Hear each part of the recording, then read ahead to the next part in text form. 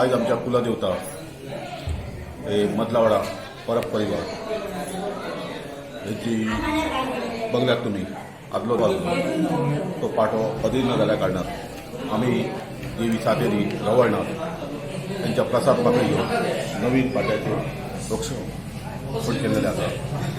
नवीन पाटो घालपाचो आहा. आयज त्या पाट्यार प्रसादी सांगल्या प्रमाणे मुर्त्यो ज्यो आहा ते मुर्त्यो बसयतले. कलशाचो कार्यक्रम आहा, कलश आहा.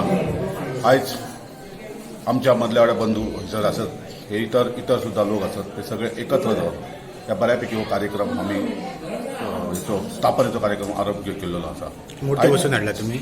मूर्ती आम्ही जे रवळनाथान आमकां प्रसादी सांगितले त्या प्रमाणे प्रसादी सांगितले म्हापशासून तो शिंदे म्हणून त्याच्या वरून आम्ही मूर्त्या करून घेतलेले आहात. तसोच आमचो जो पाटो आसा तो पाटो तसोच आम्ही देवाक प्रसाद पाकळी लावन विचारून प्रसाद पाकळी लायल्यानंतर देवान आमच्याच गावातलो एक चारी आहा उमेश चारी त्याच्या नावान प्रसाद जाल्या कारणान आम्ही तेका दिल्लो आसा आणि त्यांनी तो बऱ्यापैकी पाटो दिल्लो आसा. कलश हो थंयसर हाडलेलो आसा, शिंदे म्हणटात तेंच्या वचून हाडलेलो आसा. आयज जी आसा ती फाल्यांच्यान हेची आमची पळोवंक गेल्यार सुरवात ही 2 दीस जाले.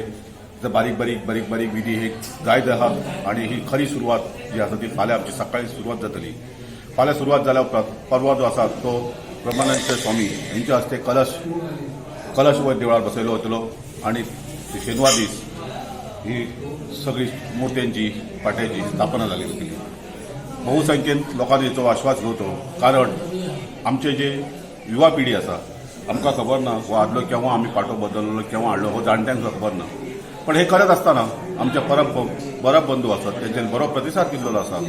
ज्या ज्या लोकां कडेन आमी सरळ हस्ते मदत मागपाक गेले त्या लोकांनी आमकां सरळ हस्ते खुबशी मदत केलेली आसा.